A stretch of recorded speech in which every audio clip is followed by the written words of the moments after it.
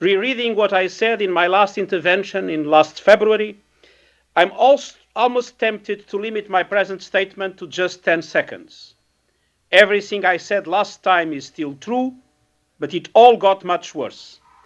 And if nothing politically dramatic happens, things will go on getting worse for the months to come. Mr. President, in December, refugees were fleeing Syria at a rate of about 3,000 a day. In January, that number grew to 5,000. Since February, 8,000 people have been crossing Syria's borders every single day. That's 400,000 new refugees in the 7 weeks since my last briefing to you. As of yesterday, counting only those registered or waiting to be registered, there were 1,367,413 Syrian refugees across the Middle East and North Africa. Including the internally displaced, a quarter of the entire population of the country has been forced to leave their homes. And the plight of Palestinian refugees remain as dramatic as I last reported. But these stark numbers say little about the horrendous suffering of a people, the progressive collapse of a state, and the physical destruction of a country. Let us be very clear. There is no humanitarian solution for the Syrian crisis.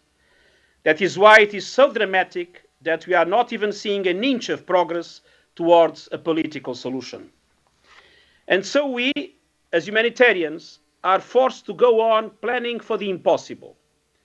Together with our 60 partner organizations and the host states, UNHCR is now preparing the 5th version of our regional response plan to assist the ever-growing number of refugees. And Valerie Amos, the Emergency Relief Coordinator, is leading similar efforts to update the humanitarian assistance plan inside Syria. This process is still ongoing, but the preliminary planning figures are terrifying.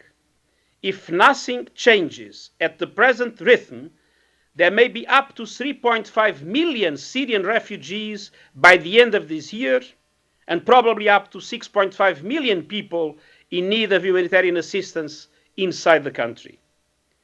This is not just frightening. It risks becoming simply unsustainable. There is no way to adequately respond to the enormous humanitarian needs these figures represent. And it is difficult to imagine how a nation can endure so much suffering. I know that as Commissioner for Refugees, I should confine my remarks to the scope of my mandate. But as a citizen of the world, however, I cannot refrain from asking, isn't there any way to stop this fighting, to open the door for a political solution? But while we continue to wait for a miracle to happen, it's our duty to do everything we can to protect, assist, and respect the dignity of all those Syrians who have sought safety abroad, mainly in Jordan, Lebanon, Turkey, and Iraq. For this to be possible, all humanitarian actors involved need levels of financial support that are out of proportion with the established humanitarian aid budgets of traditional donors. Together with my colleagues from UNICEF, WFP, and OCHA, I've been asking governments and parliaments to establish extraordinary funding mechanisms for the Syria crisis.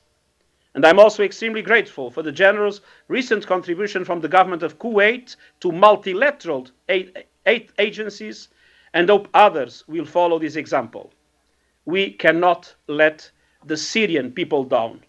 The Syrian people that was always extremely generous in hosting refugees from Palestine, from Iraq, always sharing their resources with them.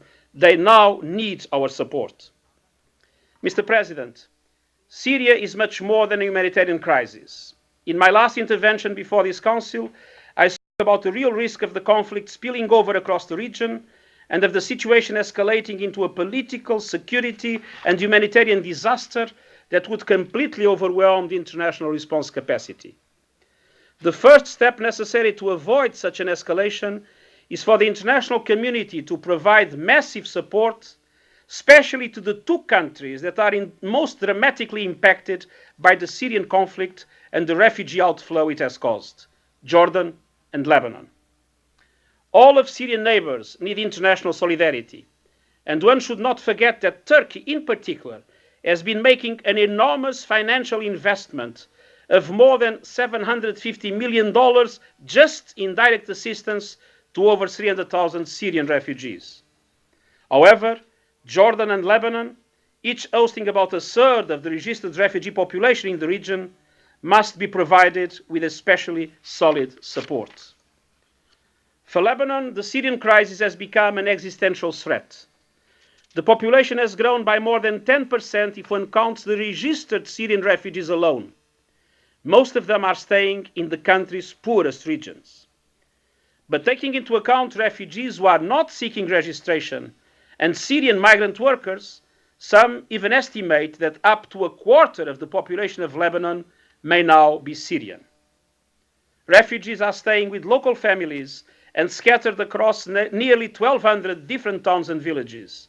And sub-Lebanese households host more than 25 Syrians under their roofs. The political wisdom of Lebanon's leadership has so far kept the country out of the Syrian conflict. But security incidents along the border pose a serious challenge for Lebanon.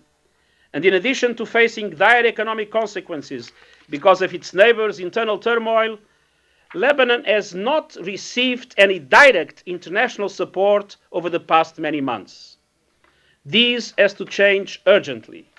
International solidarity must match the enormous effort the country has been making to step up to the response to the Syrian crisis and to deal with its staggering implications for the Lebanese economy and delicate social and political balance. Jordan is also coming under tremendous pressure as a result of the conflict next door.